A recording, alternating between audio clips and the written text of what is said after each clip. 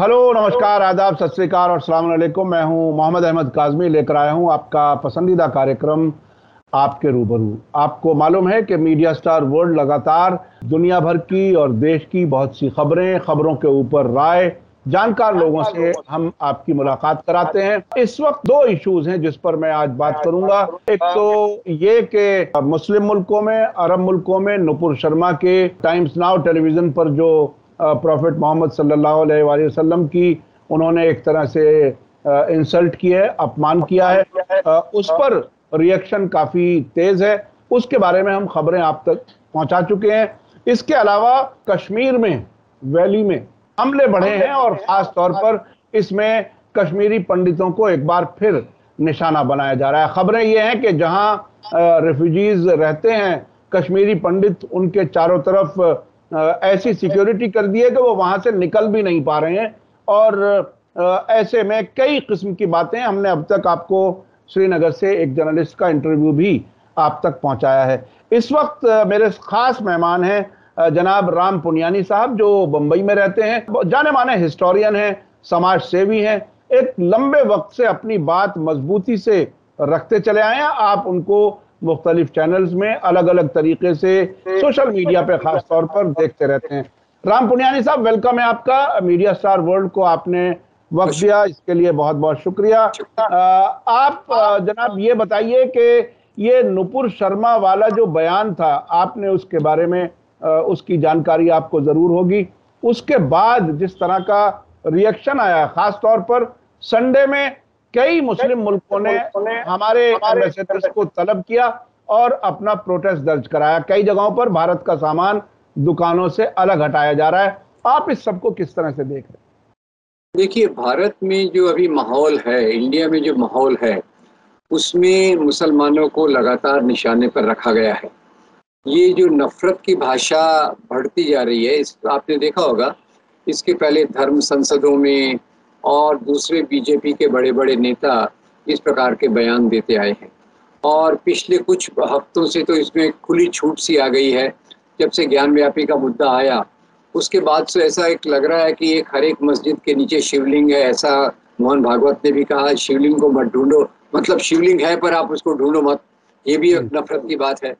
और ये नुपुर शर्मा वगैरह जो लोग हैं, एक तेजस्वी सूर्य हैं बेंगलोर में, इन्हीं के लीडर, तो ये लोग काफ़ी माहिर हैं इस्लाम और मुसलमानों के खिलाफ नफरत भरी बातें बोलने में। तो अभी तक तो मामला यहाँ है कि हम यहाँ के लोग प्रोटेस्ट करना चाहिए और प्रोटेस्ट शांतिपूर्ण होना चाहिए। किसी भी इस प्रकार का, वैसे तो मैं बताऊं कि मोहम्मद साहब तो इतने महान थे कि लोग उनके सिर पर कचरा फेंकते थे। वो कहानी तो सब जानते हैं कि एक बूढ़ी औरत उनके सिर पे कचरा डालती थी और 3 दिन डाला, चौथे दिन नहीं डाला तो उनसे ही उनका हाल पूछने चले गए। तो इस्लाम के तो वो मूल्य होना चाहिए।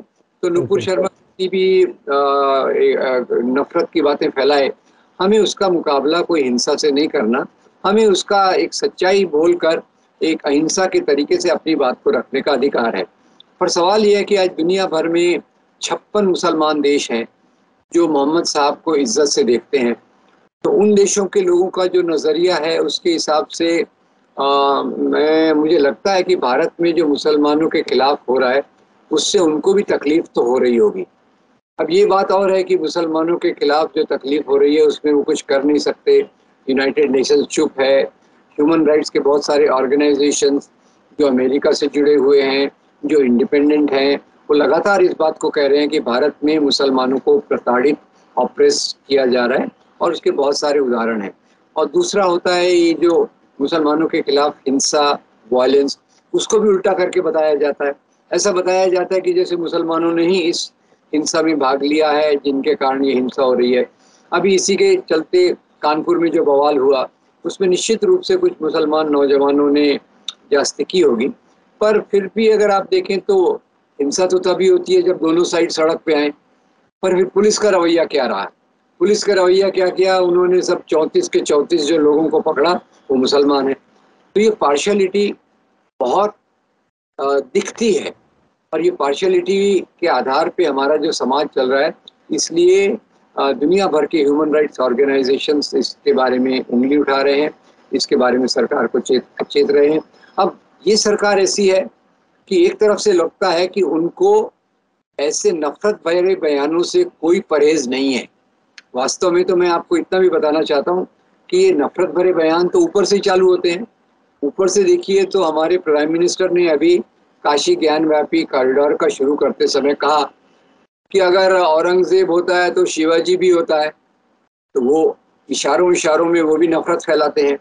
और जो नफरत फैलाने वाले तथाकथित साधु संत हैं, अपने भयंकर बयानबाजी देते हैं, उनको इन्होंने कभी न डांटा, न फटकारा, न 153A के तहत उन पे मुकदमे दायर किए। और वो एक यति नरसिंहानंद को पकड़ा भी गया तो उसको तुरंत जेल हो गई। जो दिल्ली के दंगों में उमर खालिद मोहब्बत की बात कर रहे थे, अहिंसा की बात कर रहे थे, वो जेल में है। और जो नफरत की बात कर रहे हैं उनको तुरंत जेल से छोड़ दिया गया। तो सवाल ये है कि ये चीज़ें, अब भारत वैसा तो नहीं है। आज दुनिया जिसको कहते हैं ग्लोबल विलेज सिकुड़ गया है। और यहाँ की खबर हमको जब पता चलती है उसके 10 मिनट के अंदर या शायद उसी समय दूसरे देशों को भी पता चलती है। तो लोग इसमें दुखी हैं, व्यथित हैं, त्रस्त हैं। और ख़ास तौर से मुस्लिम मेजॉरिटी देशों में एक सेंटिमेंट जरूर खड़ा हो रहा होगा कि भले ही हम सेक्युलरिज्म में माने, बाकी चीज़ों में माने, पर एक मुस्लिम कौम को इस प्रकार से उन पे हमले होते हुए हम कैसे देख सकते हैं, नंबर एक। नंबर दो, और हमारे जो मोहम्मद साहब हैं उन पर अगर बदनामी की जा रही है तो हमको तो इसके बारे में सरकार पे आक्षेप करना चाहिए। इसीलिए एम्बेसडर को बुला रहे हैं और बात कर रहे हैं। यहाँ मैं आपका ध्यान एक बात पे देना चाहता हूँ। अभी मोदी सरकार के 8 साल हुए, उन्होंने कहा मैंने ऐसा कोई काम नहीं किया जिससे हमारा सिर शर्मिंदगी से झुक जाए। ऐसा कोई काम नहीं किया कि जिससे हमारा सिर शर्मिंदगी से झुक जाए। अब ये क्या हो रहा है? अब आज देश को भाजपा की नीतियों के कारण दुनिया में अपना सिर झुकाना पड़ रहा है, माफी मांगनी। अब उन्होंने तो उसको पार्टी से निकाल दिया, पर देश की बदनामी तो हो गई। पर देश की बदनामी देश के लोगों के कारण नहीं हुई है, ये बदनामी भारतीय जनता पार्टी की नीतियों के कारण हुई है, जिसके नेता मोदी हैं। अब वो अपने ऊपर तो ये ब्लेम लेंगे नहीं, तो उन्होंने वो 2 लोगों को पार्टी से निकाल दिया, नुपुर शर्मा और एक दूसरा स्पोक्समैन है। पर सवाल तो ये है कि अगर उन्होंने अपराध किया है तो निश्चित रूप से माफी मांगी जानी चाहिए, निश्चित रूप से कानूनी रूप से उन पर कार्रवाई होना चाहिए। ये तो यहाँ के कानून के हिसाब से चलना हमें चाहिए, और कानून के हिसाब से नहीं चलते, ये बहुत एक गलत बात है। और इस हमारी कानून व्यवस्था में भी पार्शियलिटी नहीं होना चाहिए। जिस प्रकार से पुलिस ने 34 मुसलमान नौजवानों को कानपुर के दंगों के बारे में पकड़ लिया, वो भी वन साइडेड है। तो ये सब चीज़ों को देखते हुए दुनिया कब तक इसको नज़रअंदाज करेगी? मामला तो यही है ना कि आपको लगता है कि भाई हम तो अपने घर में बैठे हैं, जिसको मर्जी आए पीट लें। जैसे मैं इस पे एक दूसरा वाक्य मेरे दिमाग में आता है। पहले औरतों के खिलाफ घर के अंदर हिंसा होती थी, लोगों को लगता था मेरी बीवी है, मैं मारूं, दूसरों को क्या करना है। पर अभी तो कानून आ गया है कि आप अपनी बीवी को भी मार नहीं सकते। पड़ोसी का अधिकार है कि वो आपके घर पे आके दस्तक दे और बोले भाई क्या कर रहे हो, ये गैर कानूनी है। तो हमारा मामला भी यही है कि हमारे समाज के कोई लोगों पे अत्याचार हो रहा है तो दुनिया के लोग निश्चित रूप से उंगली उठाएंगे। और मेरा विश्वास है यूनाइटेड नेशंस के जो ह्यूमन राइट्स से रिलेटेड ऑर्गेनाइजेशंस हैं वो भी इसकी दखल ले रहे होंगे और वो भी सही टाइम पर इसके बारे में आवाज़ उठाएंगे। पर गलती ये हो रही है कि ये सरकार खुद पे जिम्मेदारी लेने के बदले, खुद माफ़ी मांगने के बदले 2 लोगों को पार्टी से सस्पेंड कर दिया। वो तो कोई सज़ा नहीं हुई, पार्टी में सस्पेंड कर दिया, पीछे दरवाजे से वो वापस आ जाएंगे। तो आखिर जो देश का सिर शर्मसार हुआ है उसके लिए कुछ तो प्रधानमंत्री ने और रूलिंग पार्टी की तरफ से माफ़ी का बयान आना बिल्कुल बनता है। अच्छा, अभी जिस तरह से सरकार बीजेपी की तरफ से बयान आया कि ये जो राय है ये फ्रिंज एलिमेंट्स की है, ये बीजेपी का नजरिया नहीं है या सरकार का नजरिया नहीं है, ये हमारे कुछ एम्बेसडर्स ने भी ये बात कही, फॉरेन मिनिस्ट्री के स्पोक्स पर्सन ने भी ये बात कही, और ये सब तक कहा कि हम तो सभी धर्मों की बराबर इज्जत करते हैं, बहुत इज्जत करते हैं वगैरह। तो ये बयान सिर्फ वक्ती तौर पर जान छुड़ाने के लिए है या क्या वाकई ये कोई मैसेज है जो नीचे तक जाने की बात है? अब से पहले अगर इन अलग अलग नफरत फैलाने वाले लोगों को कंट्रोल किया जाता तो क्या यहां तक बात पहुंचती जो पूरी दुनिया में अब ऐसी भारत के खिलाफ एक तरह से नफरत पैदा हो रही है? क्या कुछ है ये जो बयान है वो कितना पूरा है और कितना अधूरा है? देखिए, इसमें बहुत चालाकी से भरा हुआ बयान है। पहले आप खुद सोचिए, क्या national spokes person fringe element होता है? नेशनल स्पोक्स पर्सन आपका तो एक रेप्यूटेड पोस्ट है। वो तो आपकी पार्टी की पूरी विचारधारा को देश में और दुनिया में बताने वाला है। तो उसको फ्रिंज एलिमेंट बोलना अपने आप में बहुत चालाकी जिसको कहते हैं ना, और उसके लिए खराब शब्द भी इस्तेमाल कर सकता हूँ, ये बहुत एक चालाकी की बात है। और दूसरी तरफ सभी धर्मों का जो आदर करते हैं ये कह रहे हैं, उसमें तो कोई सच्चाई है नहीं। इनकी विचारधारा यही शुरू होती है कि हिंदू धर्म यहाँ का है, इस्लाम और क्रिश्चियनिटी ये विदेशी धर्म है। तो जब आप धर्म को ही देशी विदेशी के मामले में करके इस्लाम और क्रिश्चियनिटी को, ईसाई धर्म को आप विदेशी कहते हैं, तो वहीं आपने भेदभाव कर दिया। मैं मानता हूँ सभी धर्म पूरी इंसानियत के लिए हैं, पूरी मानवता के लिए हैं और पूरी ह्यूमैनिटी के लिए। तो जो पार्टी शुरू से जिसकी विचारधारा धर्म के अंदर भेदभाव करती है, देशी विदेशी धर्मों का, वहीं से तो उसने ये किया है।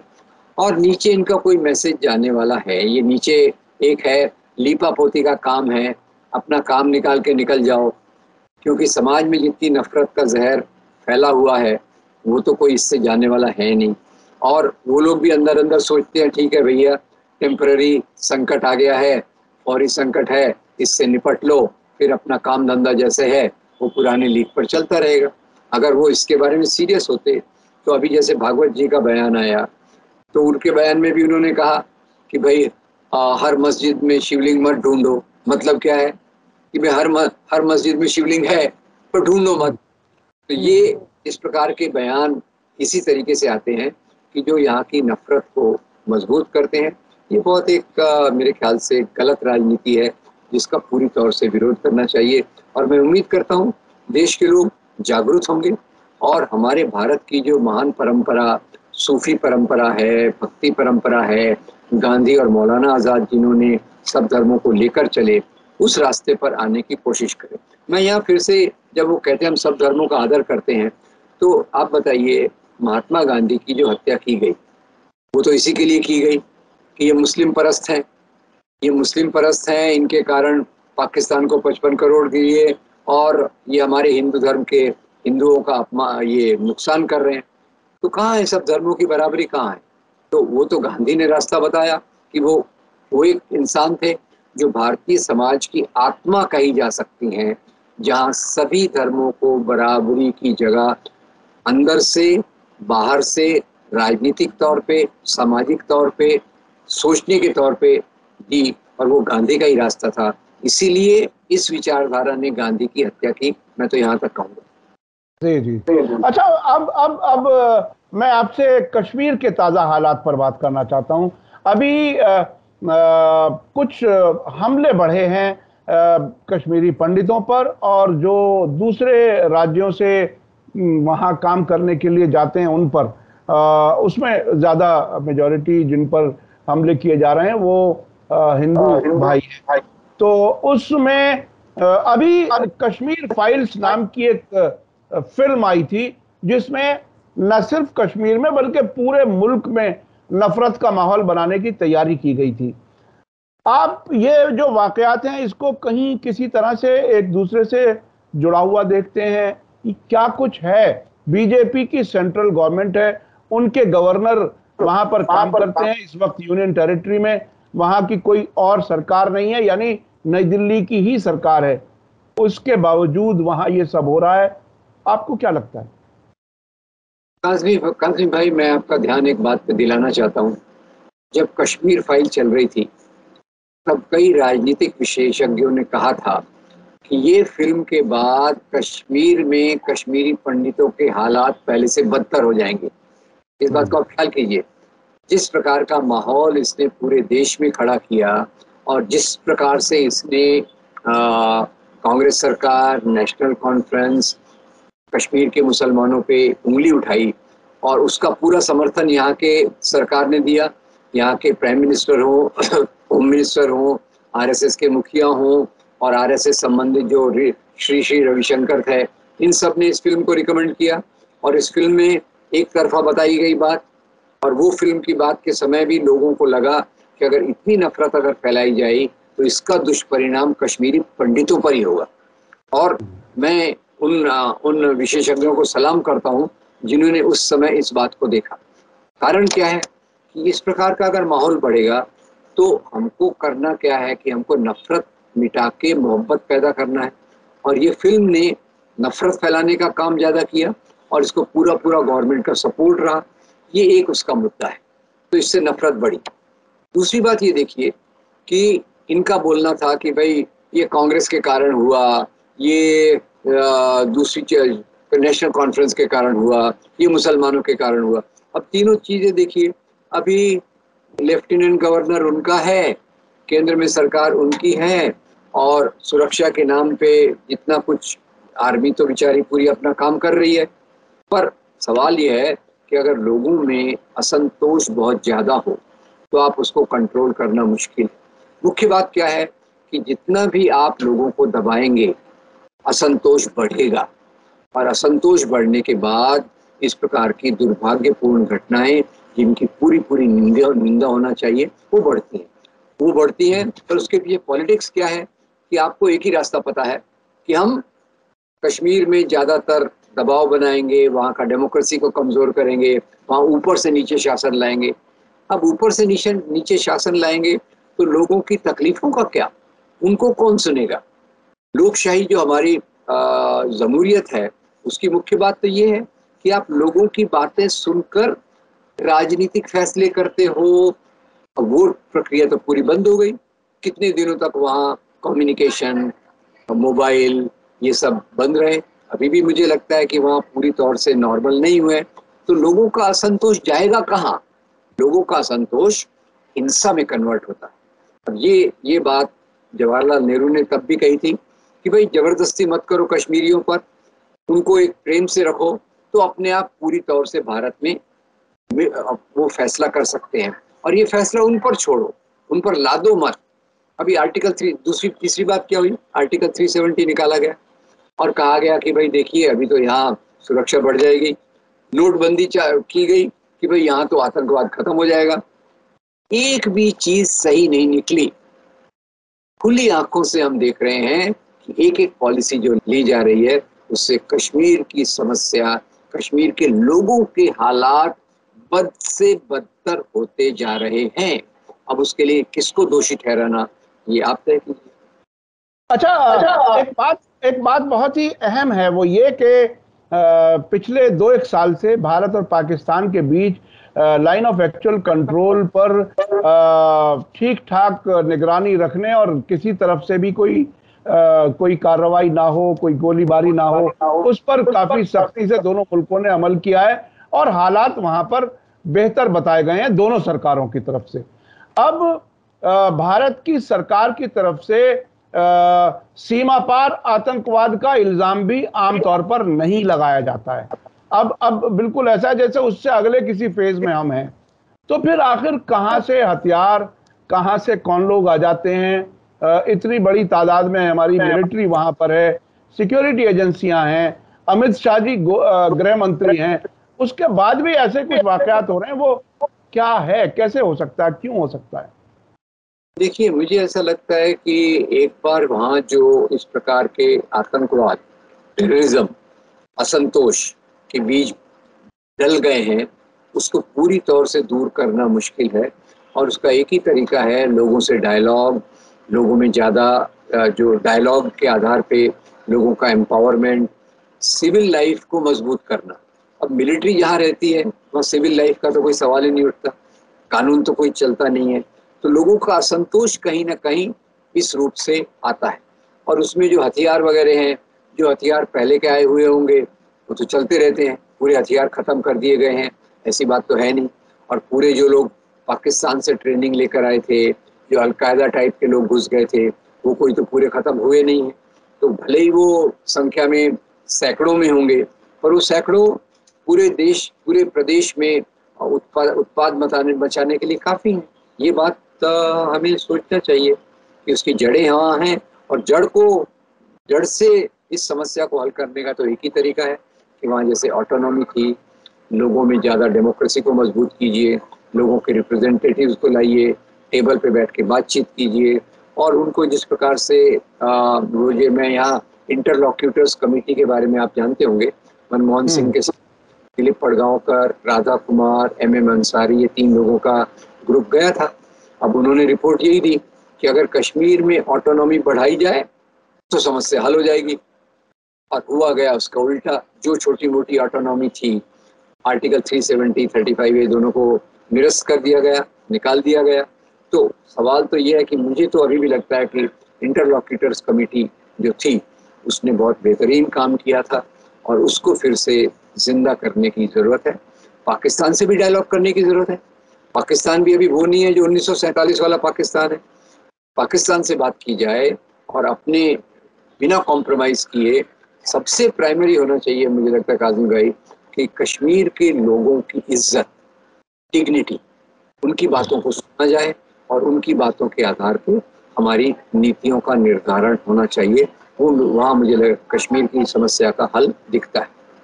जी जी जी, बहुत बहुत शुक्रिया राम पुनियानी जी, आपने हमें वक्त दिया। आपने बहुत ही अहम बातें की, खासतौर पर कश्मीर के बारे में, कि लोगों को इज्जत दी जाए, उनसे बात की जाए, उनकी नुमाइंदगी हो, उनसे मालूम करके सरकार चलाई जाए, तो ये एक हल हो सकता है। और वही लोग जो कोई भी आतंकवाद की तरफ अगर चले गए हैं, जो लोग भी गए हैं, उनको कमजोर किया जा सकता है। ये, और ख़ास तौर पे आपने इंटरलोक्यूटर्स की बात की कि उन्होंने जो बात कही थी उस पर सरकार को उस पर अमल करना चाहिए। ये बात अलग है कि हमने अब तक जो कुछ सरकार का रवैया देखा है वो एक तरफा फैसले लेने का रवैया रहा है। आर्टिकल 70 जिस तरह से हटाया गया पार्लियामेंट में, कुछ ही मिनट में कानून पास कर दिया गया, हटा दिया गया।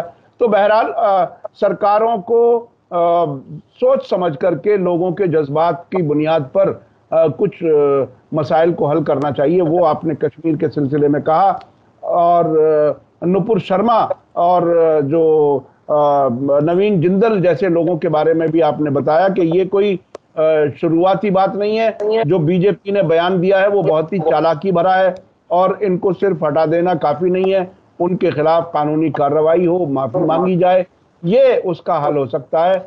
और जो अरब मुल्कों में या मुस्लिम मुल्कों में जो गुस्सा है वो बहरहाल एक नेचुरल रिएक्शन है। वो उसको 56 मुल्क हैं मुस्लिम मुल्क, उनमें ये एहसास होना एक नेचुरल रिएक्शन है। बहुत बहुत शुक्रिया राम पुनियानी जी, आपने हमें वक्त दिया। हम अपने दर्शकों से कहना चाहेंगे कि पुनियानी जी बहुत ही सुलझे हुए ऐसे हिस्टोरियन हैं जो अपनी बात मजबूती से तमाम हिस्टोरिकल फैक्ट्स के साथ बयान करते हैं, और बहुत ही अनबायस, और वो बातें बताते हैं जो देश के लिए अच्छी हो, देश की हालत बेहतर हो, और देश को तरक्की की तरफ ले जाने के लिए कुछ रास्ते बने।